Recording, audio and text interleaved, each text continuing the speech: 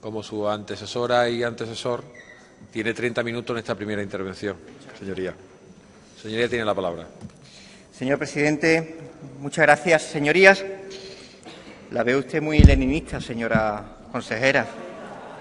Mientras estamos celebrando este debate de totalidad, más de 1000 concejales y concejalas de la organización a la que represento y 80 alcaldes y alcaldesas de otros tantos municipios de nuestra tierra celebran asambleas abiertas con sus vecinos y vecinas para explicar el perjuicio provocado por el Gobierno andaluz en su gestión de los planes de empleo, por la continuidad de los impagos aún no satisfechos, a pesar de haber sido ya denunciado antes del verano, y por la chapuza, que no podemos calificarla de otra manera, del Gobierno autonómico de establecer un plazo de solo 7 días para que los ayuntamientos se acojan a los planes de empleo de 2016. Un encierro que ha tenido lugar durante toda la jornada y que simbólicamente ha querido coincidir con este debate presupuestario. Y no sin coherencia. El presupuesto es la expresión contable de la política del Gobierno en un año. De un año, sin trampas. Y no como ha expuesto sutilmente al hablar de la lucha del fraude con 400 millones en 2 años. O la creación de 690.000 empleos en 2 años. Especifique cuánto en 2016, que es de lo que estamos hablando. Contra su pretendido objetivo de lucha contra el paro, este encierro manifiesta la incompetencia del propio Gobierno en saldar las deudas en planes de empleo con entidades colaboradoras tan importantes como los ayuntamientos, que son también Estado. Pero la contradicción entre la voluntad presupuestaria y la práctica ejecutoria se refleja en el impago a los ayuntamientos de esos planes, a pesar de que han ejecutado el 100% en pago de nómina y otros gastos, o, por ejemplo, en la reducción de los técnicos del programa Orienta, o la atención ha parado en riesgo de exclusión con discapacidad o EPES, reduciendo de 861 a 385 el número de todos ellos para Andalucía. Los ayuntamientos reclaman cumplimiento de obligaciones, y empiezo por aquí, fundamental para un ambiente de seguridad jurídica y política en las relaciones de lealtad institucional, de las de verdad, señor Montero, y planes extraordinarios de empleo que estos presupuestos no contemplan. Ni un refuerzo de doble del plan de fomento de empleo agrario, ni un aumento de la participación de los tributos de la comunidad autónoma, la patrica, que se congela, lo que se quiere decir que baja. Señorías, mientras celebramos el debate de totalidad del presupuesto, miles de familias de hijos e hijas emocionales y solidarios de familia andaluza se encuentran sin vivienda en los campamentos de refugiados del Sáhara Occidental, con sus frágiles casas de adobe derrumbadas por lluvias incesantes que los han dejado indefensos. Andalucía, tierra solidaria y fraternal, que hace suya la causa saharaui y mantiene emocionantes lazos de solidaridad, debe responder a la demanda de ayuda inmediata que ya la sociedad andaluza está realizando de modo organizado y que debe tener en su Gobierno un colaborador coherente con ese sentimiento. Si la burocracia, y me dirigió al señor vicepresidente, es un impedimento para la consecución de voluntad política, es que hay que cambiar las normas y cambiar las voluntades políticas y modificar las decisiones para no mostrar impotencia en la ejecución de medidas urgentes y extraordinarias. Mantiene la cooperación internacional con 42,1 millones de euros. ¿Por qué si sube el presupuesto no sube la cooperación?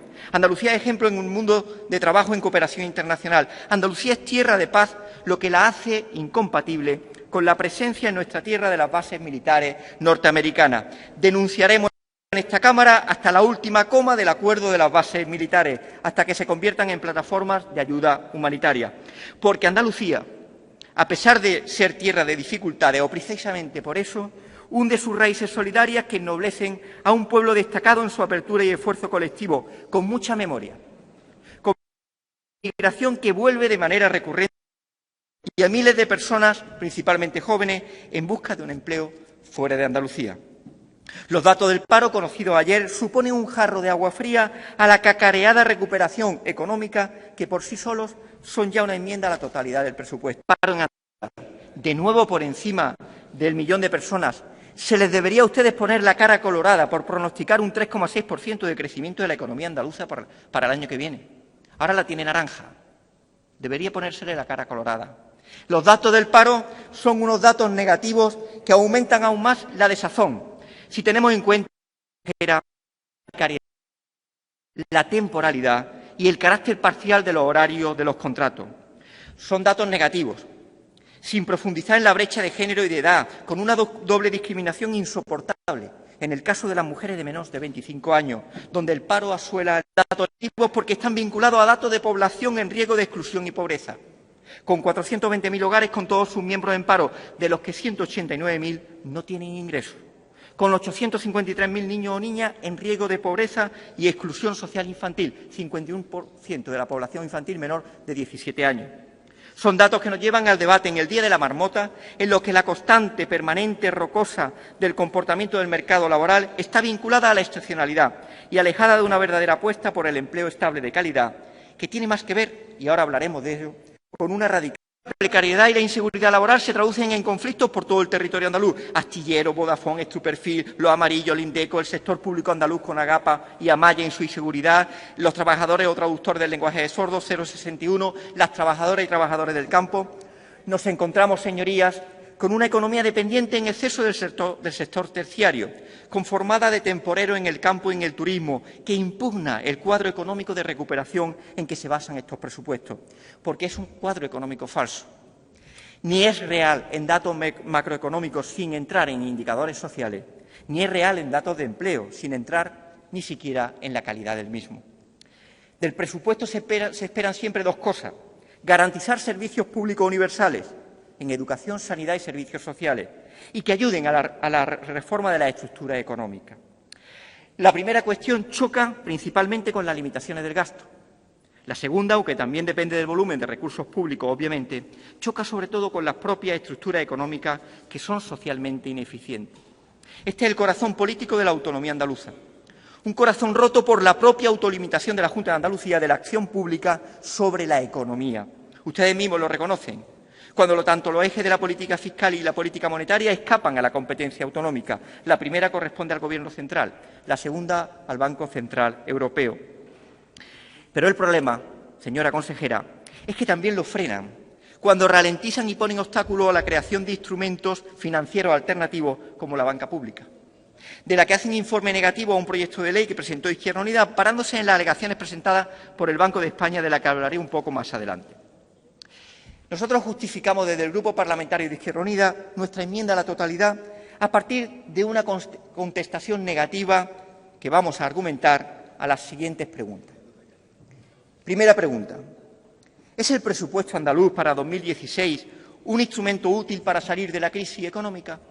No lo es. Y no lo es porque parte de una cadena de supuestos que no son reales. El electoralismo le lleva a la creación de una tesis parecida al cuento de la lechera. Hay una recuperación de la actividad que trae una recuperación de la recaudación tributaria que, a su vez, permitirá mejora de los servicios públicos. Describe un escenario de inflexión económica en el que implícitamente reconocen y coinciden con el Gobierno del Partido Popular en que las políticas de austeridad son las que nos van a sacar de la crisis. Y eso es absolutamente falso, rotundamente falso.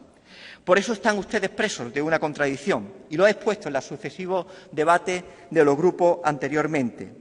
Pretenden diferenciarse del Gobierno central, pero son incapaces de hacer una política sustancialmente diferente.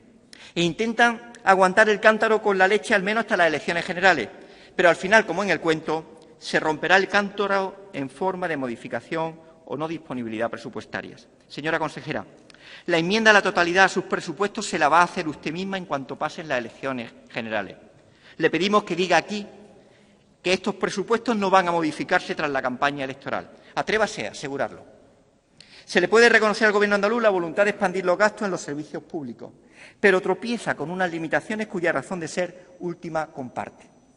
La política presupuestaria está doblemente determinada por la inercia de una estructura de gasto social sobre una fiscalidad insuficiente y por la obligación de ajuste permanente en virtud del artículo 135 de la Constitución española, que ustedes votaron con el Partido Popular, y la Ley Orgánica de Estabilidad Presupuestaria y Sostenibilidad Financiera, detrás de las cuales están las reglas infernales del euro que impiden un gasto público por encima del Producto Interior Bruto. Es imposible, desde nuestro punto de vista, matemática y políticamente, un presupuesto expansivo y la Ley de Estabilidad Presupuestaria, a cuya derogación aspiramos para dar coherencia a una política fiscal y financiera que, ésta sí, saque a Andalucía de la crisis desde parámetros de mayor intervención pública e inversión social sostenible. No se ha previsto, desde luego no se explica en el proyecto de presupuesto, el impacto de las medidas fiscales en los ingresos, lo que arriesga la posibilidad de que haya un agujero en las previsiones y un optimismo no justificado en la recaudación propia. Señora consejera, ¿no se le ha movido un pelo afirmando con una demagogia que de verdad no esperaba de usted que los andaluces van a beneficiarse con 120 millones de euros o las clases trabajadoras y las clases medias? Concrete cantidades. Dígame qué impacto en una familia con 2 hijos le va a suponer al mes. ¿Qué consumo se va a estimular? ¿Dar 7 euros al mes y que luego se pague el médico por lo privado? Es agotador hablar del injusto sistema de financiación que aprobó Zapatero y la señora Díaz cuando era diputada en el Congreso, cuando ustedes renuncian a 120 millones de euros de ingresos para hacer política social. Esa es la realidad. Una realidad de una absoluta nulidad en el impacto para las familias, para la economía de las familias, e impacto, sin embargo, para hacer políticas sociales. Efectivamente, ha tenido usted un lapsus mentis. Ustedes van a desandar el camino, efectivamente.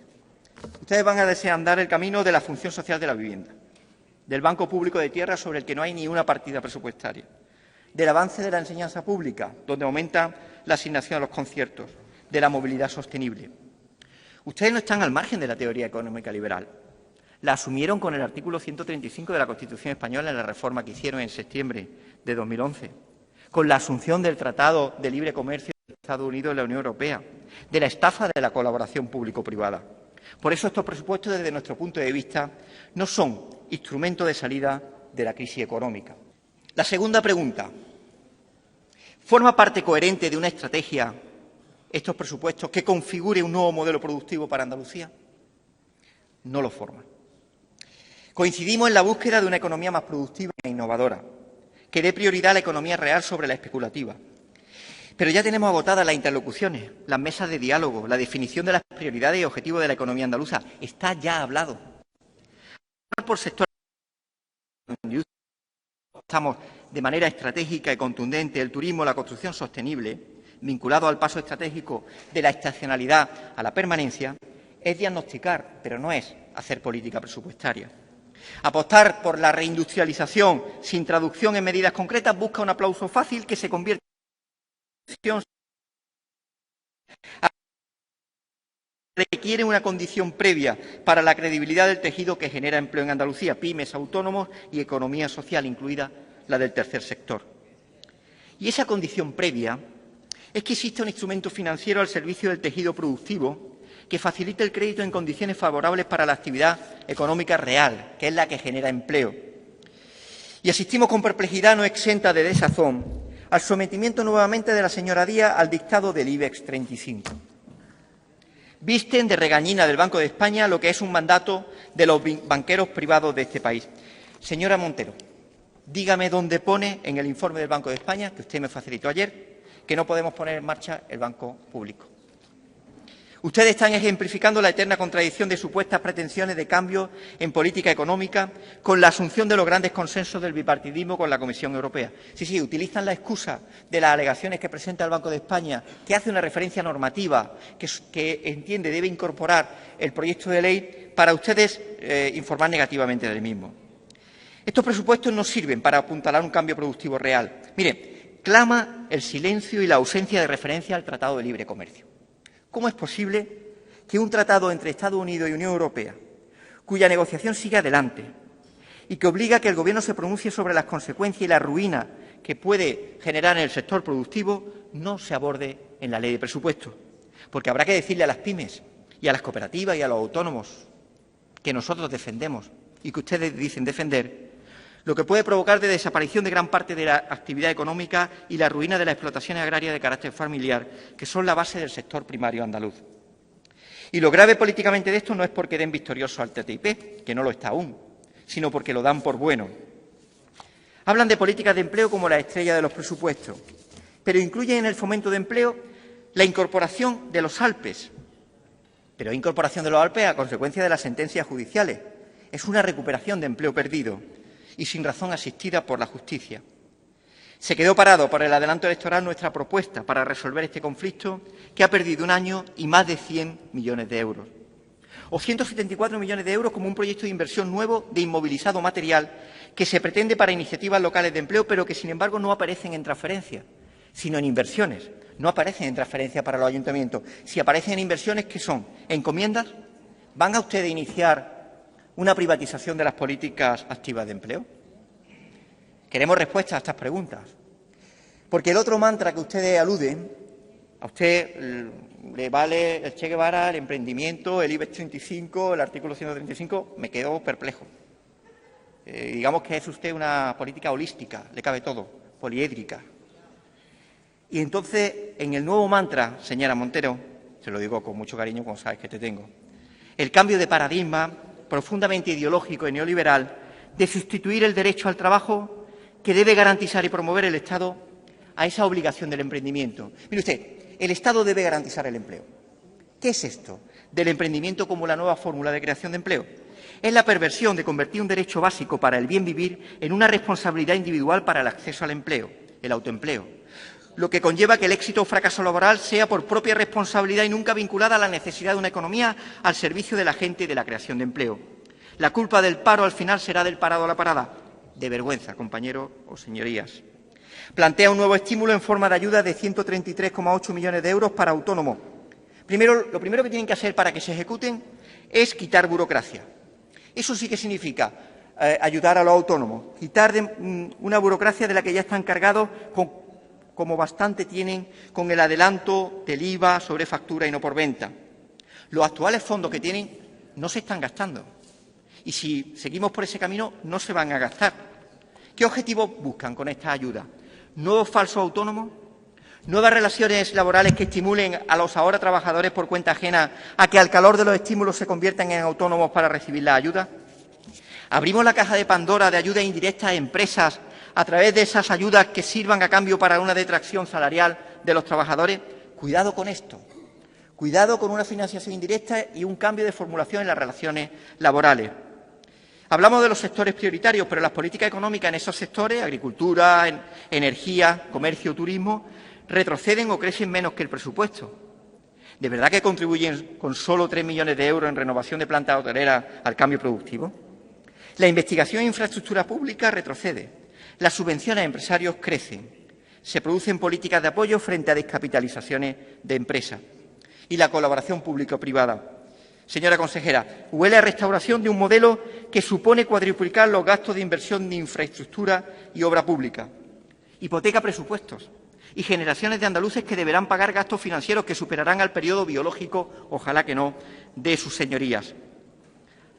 Una reordenación del modelo productivo no se hace en un año, tiene usted razón, pero desde luego están desandando muchas políticas de resistencia en apenas 8 meses. Y tercera pregunta.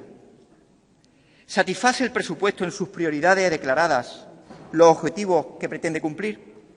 No los satisface. ¿Es un presupuesto expansivo? El presupuesto plantea un crecimiento del 5,6% en total, con incrementos generalizados en partidas que, sin embargo, tienen una sorprendente contradicción. Los dos grandes servicios públicos, sanidad y educación, crecen menos que la media del presupuesto, 4,1 y 4,8. Por otro lado, el incremento nominal del 1% del personal también restringe la potencialidad de estos presupuestos respecto a expectativas de inversión o gastos corrientes. El discurso triunfalista, señora consejera, que recorre la exposición de motivos del proyecto de ley, se basa en una evaluación optimista de la coyuntura que está desmentida por los hechos. Ignoran interesadamente los últimos datos de evaluación cuantitativa de empleo, por no hablar de la calidad de los mismos, como les he expuesto al principio de mi intervención. Las políticas deflacionarias impiden reducción de la deuda y la ausencia de expectativa mantiene la inversión detenida. Ese optimismo que plantean de expectativas de ingresos depende de una evolución económica y real. Un aumento de 1,4 puntos de ingresos por IRPF con respecto al presupuesto general del Estado que no casa con la bajada de los tramos sin discriminar y con ridículo impacto en la economía de las familias. O una previsión, como ustedes plantean, de una recaudación del IVA de 2,8 puntos más de lo previsto por el presupuesto general del Estado. La secuencia, premisa errónea, esto es, la austeridad funciona, más datos falsos, esto es, España va bien o Andalucía va mejor, es fracaso seguro. Las políticas de educación se vinculan a planes educativos de éxito escolar con el aumento de la escolarización en el primer ciclo de infantil. Aún nos estamos preguntando por ello. Establecen como mérito la gratuidad del libro de texto cuando es un mandato estatutario y adolece de un plan Mejor Escuela necesario para el periodo 2015-2020, que elimine las aulas prefabricadas, construya nuevos centros, reforme y amplíe actuales en función de la demanda escolar, renueve instalaciones envejecidas y desarrolle un plan Renov de los ordenadores ya obsoletos. Se impide, una vez más, doblar la oferta de plazas para ciclos formativos de formación profesional con el aprovechamiento de instalaciones en mañana y tarde de los institutos de educación secundaria con esta oferta educativa.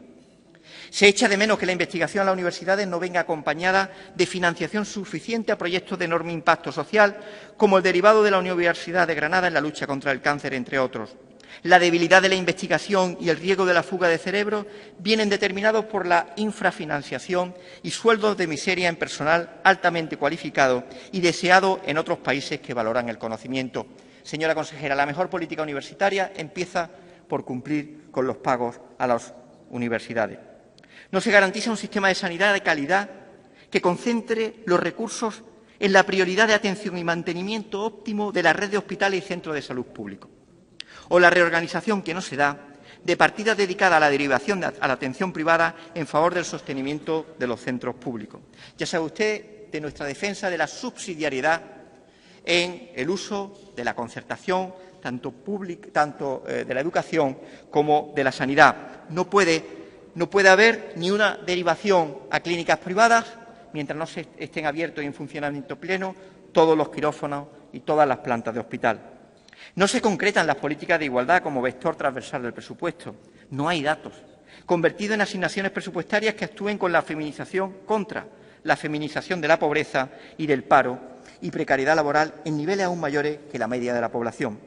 Afrontan políticas paliativas para atender la pobreza extrema, pero dejan al pairo la nueva pobreza o quienes están en el umbral de la misma, que no se benefician de los programas contra la exclusión. Personas que tienen 2 horas de trabajo quedan excluidos. Trabajadores que van un día y hacen una peonada de empleo pierden ventaja para la obtención de determinadas ayudas. Las condiciones laborales de los servicios privatizados nuestros, del propio Gobierno, son lamentables. Personal de limpieza, ayuda a domicilio, atención al menor, dependencia, con una fuerte feminización de trabajadores pobres, de trabajadoras pobres, a 3 o 4 euros la hora. El presupuesto andaluz tiene demasiadas similitudes con el presupuesto general del Estado, empezando por su calendario de debate. ¿Por qué estos adelantos? Por la celebración de las elecciones generales como causa que movió este calendario y por la insospechada, lo reconocemos, facilidad de negociación presupuestaria que todavía se pellizcan ustedes porque no se creen lo fácil que se lo han puesto. Con esta llamada a las nuevas generaciones de la derecha, que son ciudadanos, en palabras de su secretario general. Pero en este adelanto del calendario que se ha producido, porque se ha producido una modificación de ese calendario, hay que agradecer que no se ha hecho el esfuerzo a los empleados públicos, a los funcionarios, para conseguir que se garantizara la elaboración de este presupuesto con insomnio incluido, y usted lo sabe. Adelanta una oferta de empleo público de 7.100 plazas cuando se contempla un incremento presupuestario de 609 plazas. Cuidado con esto. Cuidado con las expectativas. O elimina puestos de interino o crea solo 109 puestos de trabajo netos. Queremos que concrete si son de creación de empleo neto o de acceso a la función pública y, por tanto, suponen menos de un 10% de lo anunciado.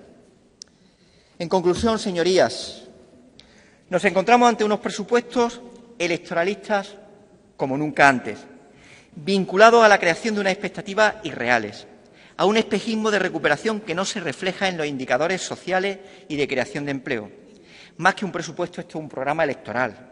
Son falsos, porque estos presupuestos pedalean en el aire, no hay suelo debajo. Son falsos porque manifiestan voluntad de ser expansivos dentro de una disciplina presupuestaria que los acogota.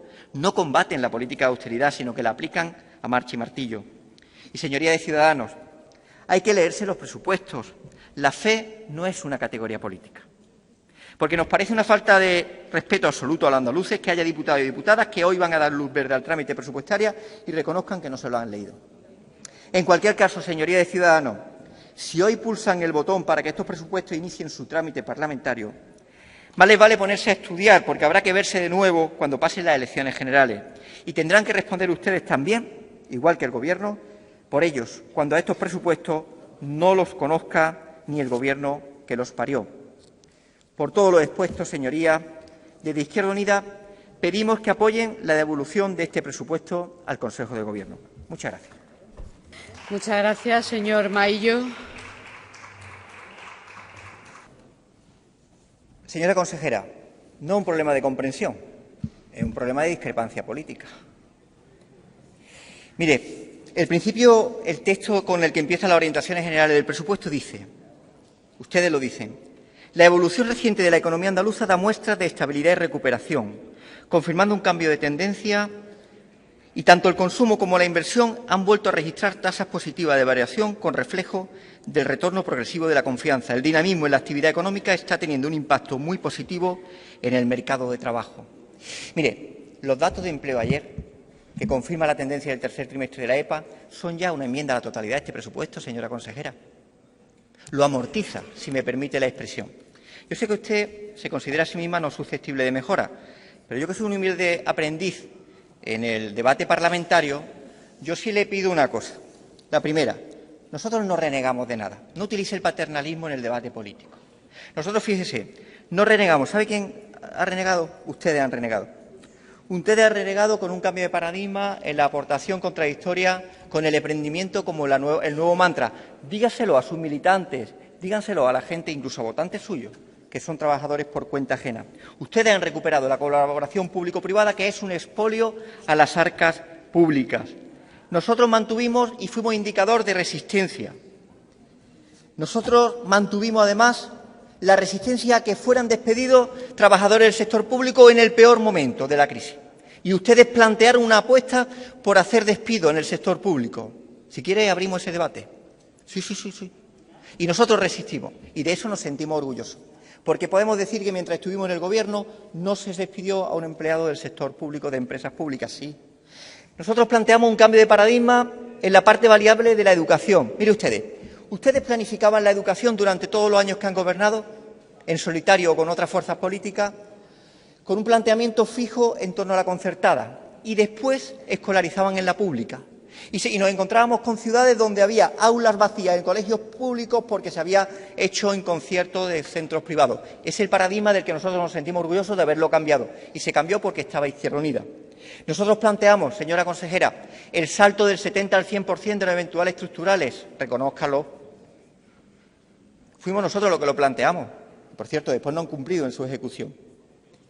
Nosotros somos los que planteamos la condición sine qua non. ¿Cuánto ha cambiado en el presupuesto de que hubiera una banca pública que no se han preocupado de hacerla y concretarla? ¿Y sabe por qué?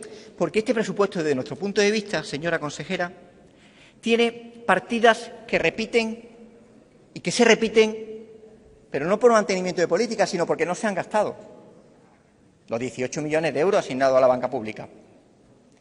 Tiene partidas que van a servir para pagar deuda, no para ejecutar políticas nuevas. Y adolece desde nuestro punto de vista, humilde punto de vista, de aprendiz seguramente, ausencia de datos como en otras ocasiones, en otros presupuestos se han hecho. No habla de empleo. Mire, los porcentajes que nosotros hacemos podrá compartir o no el marco, pero los porcentajes se hacen sobre presupuesto. Porque entonces, si no se hace sobre presupuesto, no me haga después usted aplicaciones enfocadas a porcentajes, teniendo en cuenta, por ejemplo, el elemento de incremento del 1% en gasto de personal como uno de los elementos que justifican las políticas en educación o en sanidad. Mire, ¿por qué tenemos discrepancias con lo del IRPF, con la renuncia que ustedes hacen a ingresos? Usted pone el ejemplo de una persona como yo, que no tiene cargas familiares. Pero las personas que tienen cargas familiares van a ver reducido menos ese impacto, es decir, van a tener menos euros. No son 20 los que van a tener una familia con 2 hijos, una persona que tenga 2 hijos, va a recibir 7 euros más. Con 7 euros más, señora Montero, reconózcalo, no se impulsa el consumo. Pero sí es verdad, y no diga tanto lo de los 120 millones para los trabajadores, no vaya a ser que alguien se crea que es que le vamos a dar a cada uno, o que le van a dar a usted a cada uno 120 millones de euros. Usted posiblemente se crea que somos tontos. Estamos hablando de un impacto que es nulo desde nuestro punto de vista, señora Montero. Y, sin embargo, renuncian a 120 millones de euros que, por supuesto, podrían suponer un plan de lucha no solo contra la pobreza extrema, sino para evitar que salten aquellos que están en riesgo de la pobreza. Eso es un planteamiento de esos 120 millones de euros y lo plantearemos en las enmiendas parciales. Usted planteaba la oferta de empleo público. La oferta de empleo público, ustedes lo que han dicho es 7.100 empleos.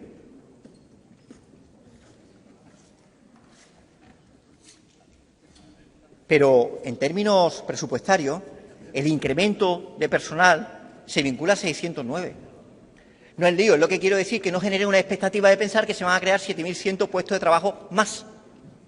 No, porque no es verdad, no tiene que ver, no es verdad. Por tanto, maticen. La academia se han llenado, La academia en Andalucía se han llenado sobre una expectativa, pero maticen y digan la verdad. Digan la verdad, señora consejera. ¿Por qué discrepamos, señora Montero? Porque, desde nuestro punto de vista, ustedes son los que han cambiado. Posiblemente condicionado por otra correlación de fuerzas, no se lo niego. Pero ustedes han cambiado de paradigma, han cambiado de orientación, han asumido las tesis de datos macroeconómicos del presupuesto general del Estado, por cierto. Unos presupuestos generales del Estado que plantean una subida de ingresos del IRPF del 3,4 puntos y nosotros lo hacemos de 4,8, o del IVA del 4 y nosotros del 6,8, que, por cierto, decía su secretario general y portavoz en el Congreso de los Diputados que solamente podían aceptarse esos datos por disciplina de partido. Nosotros no compartimos la restauración de la colaboración público-privada, no compartimos la hipoteca de los presupuestos por generaciones, no compartimos que se cuadrupliquen los gastos. Lo paralizamos. Es un elemento diferencial que tuvo el Gobierno cuando estuvo Izquierda Unida. Como va a defender, cuando hablamos de la sanidad y hablamos de los porcentajes, mire, a veces los porcentajes de presupuestos no dicen más que la dimensión tan extraordinaria que tienen Andalucía en todo y en política presupuestaria también. Cuando usted aduce sobre los conciertos sanitarios, yo le planteo una propuesta. Garantice que no se va a producir ni una derivación a clínicas privadas de operaciones e intervenciones quirúrgicas mientras haya quirófanos cerrados en los hospitales o plantas cerradas. Abra todas las plantas de los hospitales, ponga al 100% en funcionamiento los quirófanos y entonces, cuando, como elemento de subsidiariedad y no de complementariedad, se plantee la planificación sanitaria. De sus palabras valen por lo que dice y por lo que no dice. No ha hablado del TTIP. Yo le animo a que hable. ¿Qué postura tiene del Tratado de Libre Comercio? Es muy importante, señora Montero, muy importante. Va a afectar mucho al tejido productivo de Andalucía. Mire, hay una previsión de destrucción entre 430.000 y 1.100.000 de puestos de trabajo en la primera fase de aplicación del tratado. Es algo que va a afectar en sus porcentajes a Andalucía. No estamos de acuerdo con la vuelta a la dependencia del sector inmobiliario. No estamos de acuerdo con que se le dé la política de eficiencia energética a las empresas energéticas, a las Endesa y a Iberdrola. No lo compartimos. Y yo creo que debatir con el Partido Popular es sencillo. Se puede usted marcar distancia. Puede, además, hasta citar al Che Guevara, no solo con Podemos, sino también con el Partido Popular. Pero yo le digo una cosa. ¿Van a llevar ustedes en el programa la derogación íntegra de las reformas laborales? De las dos, ¿Van a reconocer el error también de la reforma laboral de Zapatero? ¿Van a plantear la derogación del artículo 135 de la Constitución española que agota las políticas expansivas? Mire, hacía usted referencia a Márcaris. Yo le hago referencia a Alfonso Sánchez. Usted sabe que es un filósofo marxista de Algeciras, que hace poco se celebró el centenario, en el que dice que la praxis es criterio de verdad, es decir, que la política se define por los hechos. Y le voy a decir una cosa, por hacer referencia cultista como usted aludía. Hablar de política expansionista, al mismo tiempo que de la estabilidad presupuestaria, usted dice que era una cuadratura del círculo, efectivamente. es un oxímoron. La música callada, que decía San Juan de la Cruz, la soledad sonora. La música no es callada. Pues bien, la expansión económica o la ley de estabilidad presupuestaria no es política económica expansiva. Es una contradicción. Y ustedes quieren hacernos tragar con la visión de que eso es absolutamente compatible. No, no es compatible. Y ya no utilicen más de argumentarios sobre el papel nuestro del Gobierno. Nosotros, no olvide que estar en una coalición no estar en el mismo carro. Nosotros estuvimos en el mismo carro cuando usted estaba en la Juventud Comunista. Ya después se bajó del carro, se montó a otro. Yo sigo en mi carro. Yo sigo en mi carro, humilde, pero firme y con buenas ruedas. Con unas ruedas que soportan mucha carga. Debe ir concluyendo, señoría. Ya voy terminando. Lo digo, señora Montero, porque deje de inventario. El elemento diferencial de resistencia en un contexto, como usted ha dicho, económico dificilísimo, fue el sostener en unas dificultades extraordinarias unos presupuestos que ustedes hubieran hecho de otra manera si no hubiéramos estado nosotros. A pesar de los errores, pero también de los muchos aciertos. No utilice más esa argumentación, porque si usted se considera orgullosa, están instalados en el cinismo político de ser los causantes del adelanto que impidió el ejercicio y la ejecución del programa electoral. Y, en segundo lugar, se me olvidaba y muy importante, el debate político andaluz tiene una excesiva concentración en el debate presupuestario que estamos celebrando ahora y, sin embargo, reconocemos, y nosotros tenemos parte también de responsabilidad, que no enfatizamos igual en el seguimiento de la ejecución, porque un presupuesto tiene un hecho de voluntad política, pero después tiene un contraste de evaluación de ejecución del mismo. Dudamos, señora consejera, el problema es que partimos de premisas diferentes. ¿Sabe por qué? Porque usted cree, con estos datos del empleo que ha planteado, una recuperación económica que es una recuperación económica sobre parámetros que no tienen incidencia social, o no va a haber recuperación económica. Y claro, cuando se discrepa de esa premisa, es muy difícil estar de acuerdo, porque ¿sabe por qué? Usted construye un castillo de naipes sobre previsiones de ingresos que no se van a dar. Y lo veremos en febrero, y lo veremos en marzo. Y saldrá usted con la misma seguridad con la que ha salido antes diciendo que hay que modificar o que hay que establecer. Bueno, no disponibilidad presupuestaria no lo dirá. Le dará el botoncito y nadie se enterará. No se enterarán ni los que están en el Gobierno, ni los que están apoyando al Gobierno, ni los que estamos en la oposición. Tiene que concluir, señoría. Y ya concluyo. Yo creo, señora Montero, que no nos ha convencido, por esa discrepancia, en torno a retirar nuestra enmienda. Nosotros planteamos una enmienda, ¿sabe por qué? Porque consideramos que la verdadera salida de la crisis y de orientación de un modelo productivo significa una apuesta decidida sobre dos parámetros que ustedes no se atreven a plantear. Nosotros, un refortalecimiento de la capacidad de planificación de la economía desde lo público, un fortalecimiento de los servicios públicos como elementos protagónicos en la dación a la ciudadanía, que por cierto en dependencia prácticamente no lo hay, y ya hablaremos en otra ocasión sobre las dificultades que están teniendo pequeñas cooperativas en competencia con CLECE y otras grandes empresas en la ocupación de los espacios de dependencia, y que les sitúa a ustedes en unas grandes contradicciones entre el discurso. Su turno de dúplica.